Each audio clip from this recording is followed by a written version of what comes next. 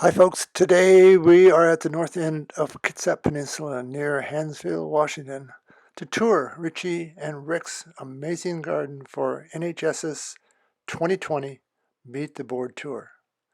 So let's check in with past president and board member Richie Steffens and board member Justin Gilicki and see what the heck is going on here. Great little hydrangea.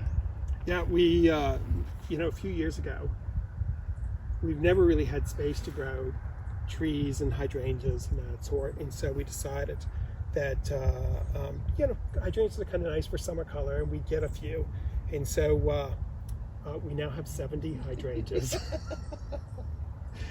That white one is one called Wedding Gown, which is spectacular. It's a really lovely double. Well, definitely, if things keep along this way, you're going to have to start expanding and moving here.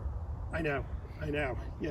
This looks like a really nice demonstration garden.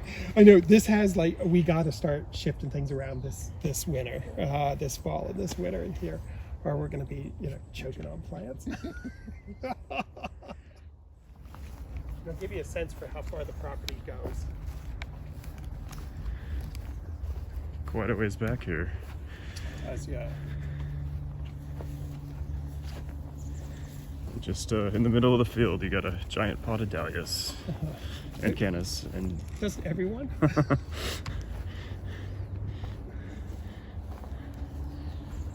gorgeous. I know. I don't know what to do with all this property. We're figuring out fast. So what dahlias do we have here? So that purple leaf one in the front is one of the Mystic series. That's Mystic Illumination. This is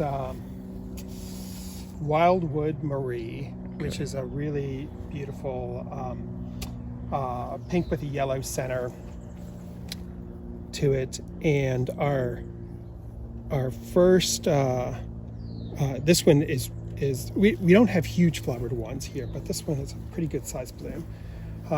My favorite right now is that big cactus orange one. That is gorgeous. And I can't remember what Vista DJ. Vista DJ. Yeah, isn't that spectacular? It's great. Like, that flower totally rocks. It just is absolutely sweet. And then red spider is also, I think that is pretty nice. Beautiful. So we're just kind of playing around with dahlias. We've always wanted to have some for cut flowers, and so we did our first cuts off of them this year. Last week. Heliopsis,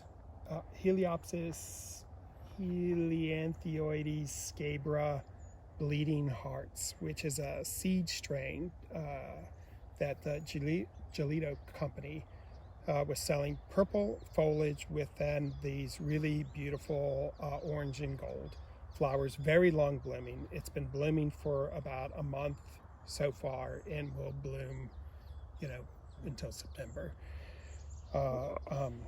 Really spectacular. Yeah. It is a good doer. Okay, so how long does this bloom for?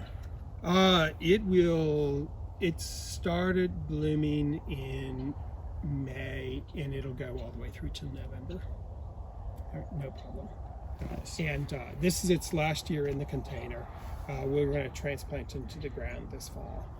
There, but because it's a big fuchsia, if given an opportunity. Mm-hmm. And this is Musa sycamensis. Yeah. This nice. is Sikkim banana. And so, have you grown that? Yes. Mine's about as big as this, but so. Yes. Have you left it outside over winter yet? Yep. And it came back fine. Came back fine. Yep. All right. Okay. I think we're gonna plant that in the ground next year, and I'm not expecting it to be hardy in that container. So really, when push comes to shove, the difference between planting lettuce and planting rhododendrons, I'm gonna plant the rhodie. Well, it is a new hazelnut. This is a cut leaf form. I can't remember the cultivar. Burgundy lace. Burgundy lace. And so that was developed by OSU. So it's resistant to blight. And whenever they were doing their breeding work for new fruiting types, they had some ornamental types come out of this, and this is one of them. And so whenever it first comes out, it's all red, and then it gets a little red new growth all through the growing season. Lacy leaves. I think that this might be a Unionensis, but I can't quite remember. We did mark down in our records where all three of them are, but they all kind of merge. I know we got one that should grow, that should be hardy enough for us, but will probably never bloom. And that was a container plant for a while down in the old Federal Way garden, and so we shoved it in there, because it was looking pretty scrappy, and it settled in. I got a Geraldii, which is I saw this at the Krukerberg garden, and I kind of totally had to have it. So this will get over 15 feet tall. Now with these really pale yellow flowers in late winter, early spring. And so whenever I saw it in their garden, I had to make I had to have them, root around and find one for me. And so I bought a plant from them. Is it going to stay nice and slender like that, or will it fill out? It'll fill out. Huge arching shrub. And they're just a giant plant to about 18 inches or so. And then the whole tree itself doesn't get too big. No, it doesn't. It would get between 15, 18 feet tall. And it tends to bloom at a younger age as well. This is closely related to Magnolia macrophylla. But macrophylla would get to be a large tree, and this one will stay much smaller and bloom much younger. This is Emperor oak, is that it? Yeah.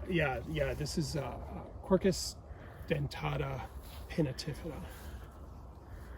So I've heard Quercus and I've heard Quercus, but is Quercus not the right answer?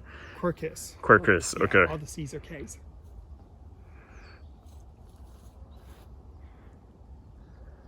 And it's Love that. Cut foliage. Yeah, really a pretty foliage plant.